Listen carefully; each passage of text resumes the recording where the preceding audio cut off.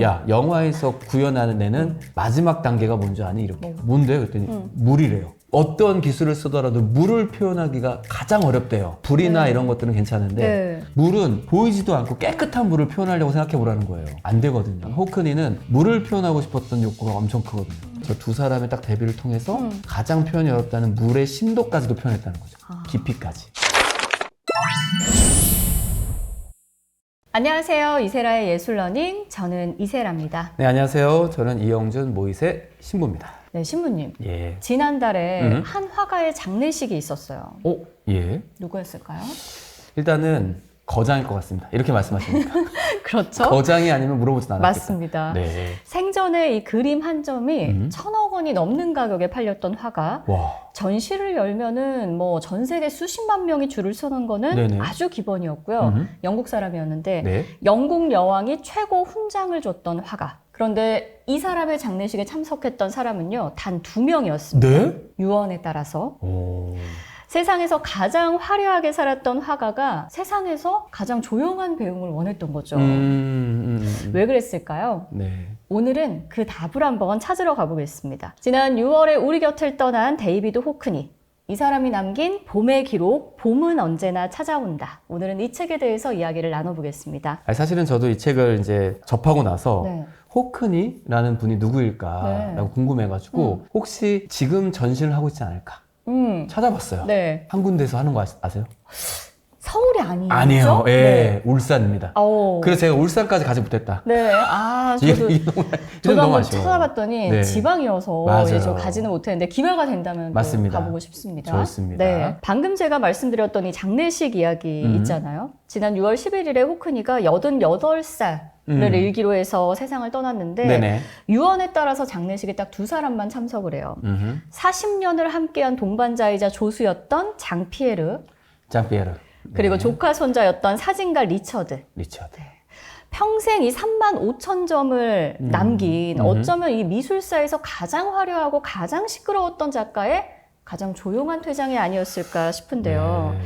신부님은 장례미사를 또 집전해 보시기도 맞습니다. 하고 맞습니다. 그러셨을 텐데 네. 이 2명만 참석한 장례식 어떻게 들으셨어요? 이 책을 쭉 읽어보면서 한결같이 드는 생각은 네. 대단히 철학적이며 신학적이다라는 느낌도 많이 받았어요. 오. 태어날 때 내 네. 주변에 누가 몇 명이나 있었을까 봤을 때 네. 딱 2~3명이거든요. 음. 나를 받아주는 사람과 내 옆에 뭐 남편 정도? 그러니까 엄마로 치면 아빠 정도? 네. 옆에 있잖아요. 그러니까 태어날 때처럼 돌아가겠다라는 그 의미를 담은 것 같아요. 그래서 딱 2명만 부르신 것이 아닌가. 2003년도에 이 사람이 그 기사자기를 주겠다라고 하는데 이게 최고의 영예일 수 있잖아요. 그렇죠. 근데 이 기사자기를 거절하면서 호크니가 이런 얘기를 해요. 나는 요란한 일을 좋아하지 않는다. 아. 오늘 방송 내내 이 호크니의 이런 태도가 이 책을 통해서도 계속 네. 나올 거거든요. 한번 예. 주목해 주시고요. 본격적으로 우리가 책 이야기를 시작하기 전에 호크니가 대체 누군지 궁금하죠. 모르시는 분들도 맞습니다. 있을 수 있잖아요. 네네. 이 사람의 인생이 사실은 그 자체로 한편의 드라마예요. 영국 요크셔의 노동자 집안에서 태어났는데 아버지도 독특한 분이셨던 것 같아요. 평생 아들에게 해준 조언이 딱 하나였다고 해요. 이웃이 뭐라고 하든 신경 쓰지 말아라. 아니 이거는 이세라 작가님과 완전 반대되는 얘기 아닙니까? 맞습니다. 가정교육이 좋은 아빠? 약간 근데 이 말대로 네네. 실제로 산 인생이에요.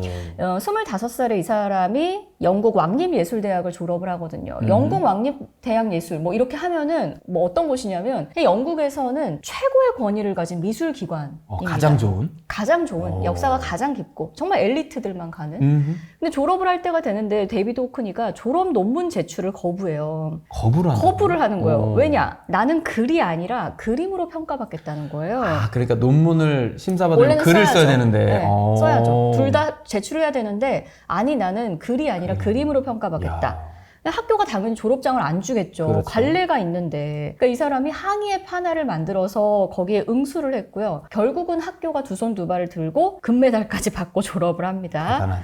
네, 그래서 시상식에는 뭐 금색 이 재킷에 금발로 염색을 하고 나타나요. 예, 젊었을 때 청년 호크니 금발 사진이 아주 유명하거든요. 그래서 왜 금발이냐라고 물어봤더니 네. 금발이 더 재밌다라는 광고를 내가 어디서 봐가지고 그냥 내가 이러고 온 거야 라고 이야기를 합니다. 네. 아니 근데 잠깐 이 얘기를 딱 들으니까 아니 저희 이제 선배 신부님들이 항상 그런 질문을 해줬거든요. 네. 인생에서 뭐가 가장 중요하냐. 네. 근데 대부분의 신부님께서 이런 대답하시고 재미다. 아, 재미다. 예, 삶에 재미가 없는데 무슨 재미로 살겠냐고. 맞아. 근데 이분은 이거 아셨던 거 아니에요? 금발을 그럼요. 쓰고. 아주 젊은 시절부터 예, 알았던 그 거죠. 건의가 있는 그 시상식 네. 아니면 졸업식장에서. 네.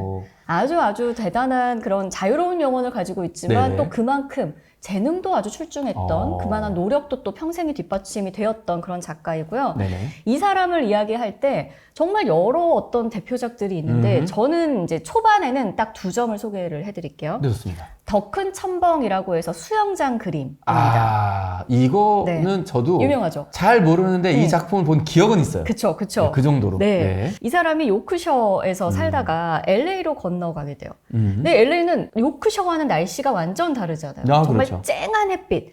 그러면서 이 사람의 그림이 바뀌어요. 그 유명한 이제 수영장 그림들이 막 나오기 시작하는데 이거를 딱 보면 지금 아주 그 수영장에서 물방울이 탁 튈 때 이 맞습니다. 0.5초 정말 1초도 안 되는 이 물튀김 하나를 포착해낸 거거든요. 이 물튀김 하나를 포착해내려고 몇 줄을 썼고요. 호크니는. 여기에 이제 호크니가 평생 동안 천착했던 어떤 주제이자 태도, 본다는 것. 대체 인간이 살면서 본다는 것은 무엇인가? 이 책의 주제이기도 하거든요. 네. 찰나를 포착하는 본다는 것은 대체 어떤 것인지를 그거를 보여주고 있는 그림이어서 제가 오늘 소개를 해드리고 싶었고 네네. 또 다른 그림은 이 그림입니다. 예술가의 초상이라고 해가지고 수영장의 두 인물인데 이 그림은 정말 유명하고 호크니를 이야기할 때 빠지지 않고 등장하는 그림이에요. 네. 왜 그럴까요? 이 두 작품의 공통점과 네. 이게 왜 유명했는지를 저는 제 직감으로 알 수 있을 것 같아요. 네. 영화에서도 보면 그 우리가 요즘에 3D 기술이랑 네. 그래픽 기술이 뛰어나잖아요. 네. 근데 저희 형은 물리학자인데 네. 저희 형이 한번 이런 적 있어요. 야, 영화에서 구현하는 애는 마지막 단계가 뭔지 아니? 이렇게. 뭐죠? 뭔데? 그랬더니 물이래요. 어떤 기술을 쓰더라도 물을 표현하기가 가장 어렵대요. 그러니까 불이나 네. 이런 것들은 괜찮은데 네. 물은 보이지도 않고 깨끗한 물을 표현하려고 생각해 보라는 거예요. 그렇죠. 안 되거든요. 네. 저는 그래서 이 책 안에서 잠깐 언급됐지만 호크니는 물을 표현하고 싶었던 욕구가 엄청 크거든요. 그 중간에 비를 검게 표현하거나 네. 일본의 그 그림에 영향을 받아가지고. 네. 근데 이 작품을 보면은 물을 표현했어요. 그렇죠. 네. 그리고 저기에 수영하는 사람이 없다고 생각해 보십시오. 네네네. 저게 물인지 아닌지 아니면 저걸 쳐다보는 사람이 없다고 생각해 보면 저게 물인지 아닌지. 근데 물인지 아닌지 모르겠지만 저 두 사람의 딱 대비를 통해서 가장 표현이 어렵다는 물의 심도까지도 표현했다는 거죠. 깊이까지. 그랬을 때, 야, 이 작품을 이렇게 사람들이 알아봤겠구나 싶은 겁니다. 그럴 수 있겠네요. 네. 전 사실 이 작품 볼 때마다 좀 슬프다라고 생각하는 게 슬퍼요. 네. 두 사람이 완전히 다른 시공간에 있다는 생각 안 드세요? 벗고 있고 입고 있고 한 사람은 한 사람을 바라보고 있지만 다른 한 사람은 완전히 이제 수영이라는 행위에 심취해 있고 왠지 저 서 있는 사람이 금방이라도 뒤돌아서 떠날 것 같지 않나요? 이별의 순간을 담아낸 것 같은. 이게 살짝 이게 지금 어떤 네. 느낌이냐면 우리는 보지만 네. 지금 의미를 담아내셨잖아요. 그렇죠. 아마 호크니가 가고 네. 싶었던 주제가 이런 게 아닐까 싶어요. 한 장의 그림에 서사가 있는 이야기.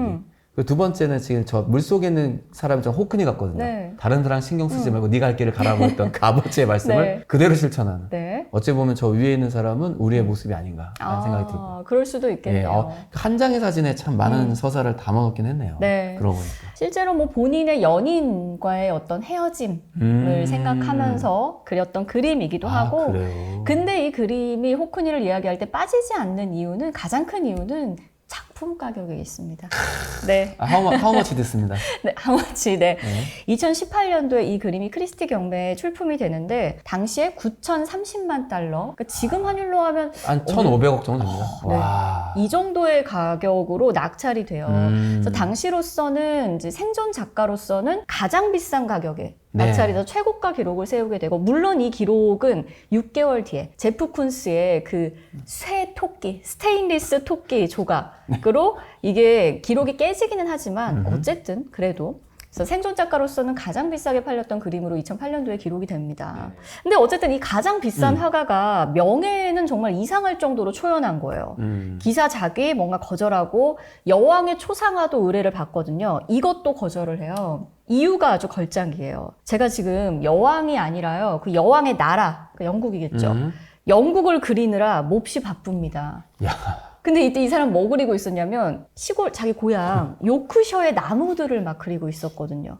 그런 이유로 거절을 합니다. 저는 이게 자꾸 그 아버지가 교육했다는 말이 떠나지가 않고요. 네. 두 번째는 이 호크니의 책을 보면은 호크니가 얼마나 우리가 일반적인 사고를 자꾸 벗어나려고 하는지 네. 이 책이 되게 많이 나오거든요. 네. 그러니까 철학적 사고를 했을 때는 평범하지 않다.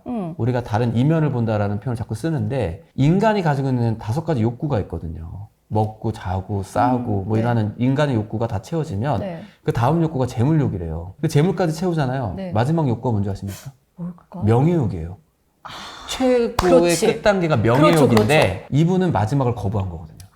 봐라, 내가 우리가 연구해놓은 그 연구 결과라든지 인간이 가진 기본권마저도 한번 뒤집어 보겠다라는 그런 의도가 있지 않았을까 하는 생각도 문득 드네요. 와, 오늘 저희가 이야기를 나눌 책은요. 호크니와 또 미술평론가 마틴 게이퍼드의 대화를 담은 봄은 언제나 찾아온다 라는 책입니다. 네. 이 책은 뭐 미술책이라기보다는요. 편지 묶음에 가깝거든요. 팬데믹으로 세상이 멈췄던 2020년 봄에 83세 호크니가 네. 봉쇄된 프랑스의 노르망디 시골집에서 그림을 그려요. 네. 그래서 이거를 이 40년 지기 친구예요. 이 게이퍼드라는 평론가가. 이 게이퍼드에게 계속 보냅니다. 하면서 봉쇄는 됐지만 뭐라고 하냐면 봐, 봄은 멈추지 않았어.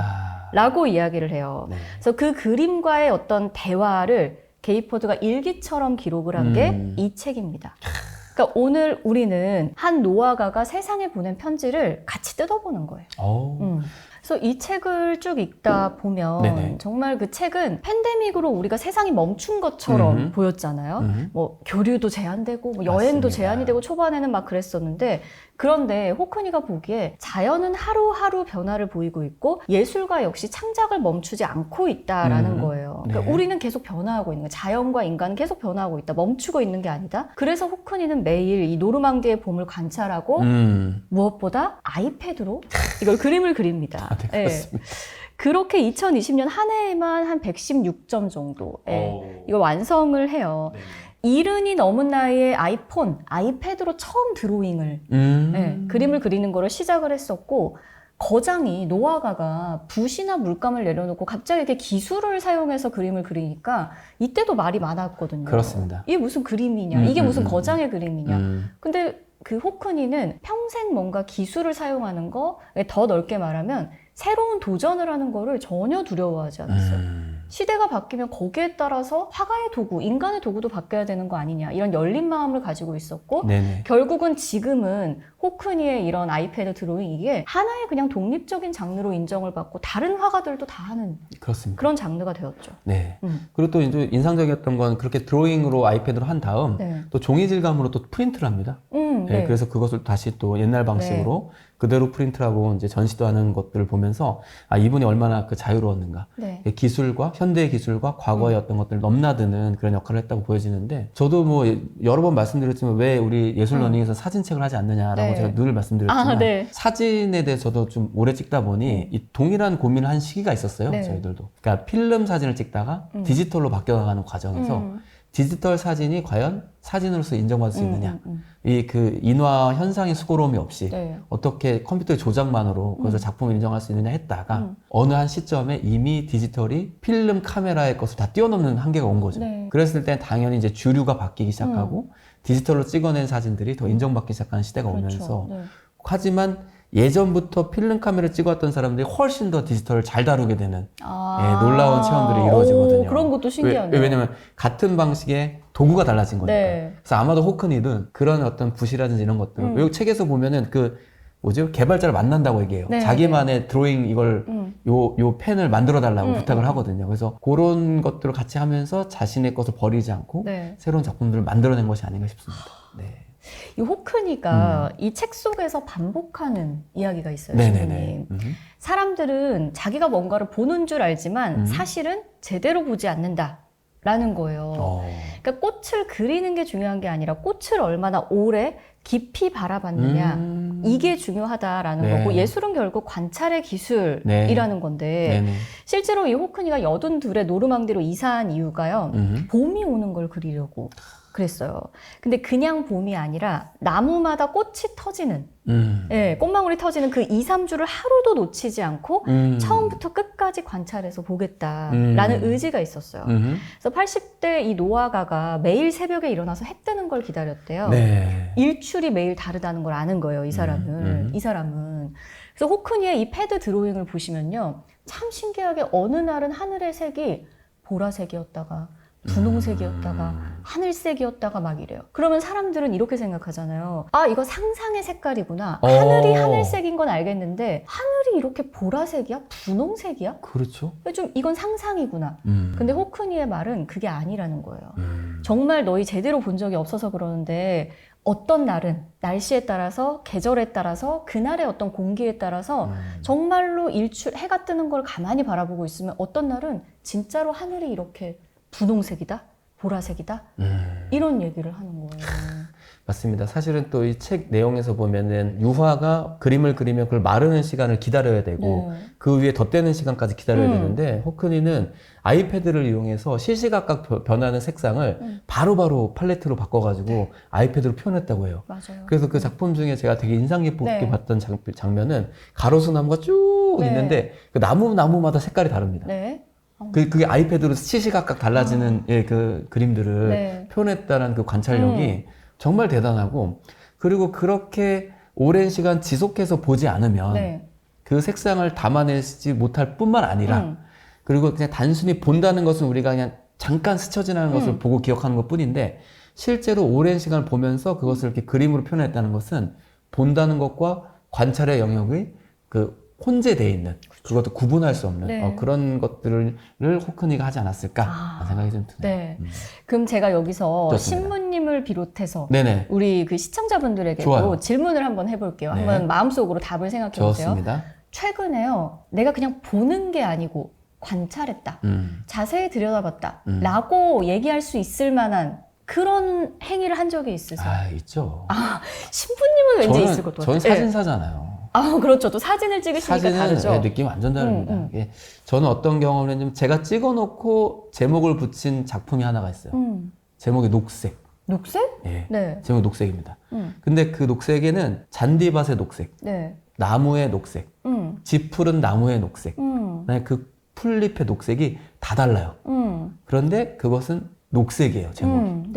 왜냐면 하나씩 뜯어서 관찰하면 다 녹색인데 전체로 봐도 다 녹색인데 그 녹색은 다 다르다. 그러니까 잠깐 봤다면 그 제목을 붙일 수 없는 거거든요. 오랜 시간 지켜보고 그러면서 한 단계가 더 나아가는 게 인간이라는 그 거대한 카테고리라는 그 범주 안에서 인간 이렇게 제목을 붙일 수 있겠으나 너 다르고 나 다르고 다 다르고 다 다르지만 결국 하나의 인간이다 라고까지도 그 녹색을 보면서 상상의 나래를 펼칠 수 있었거든요.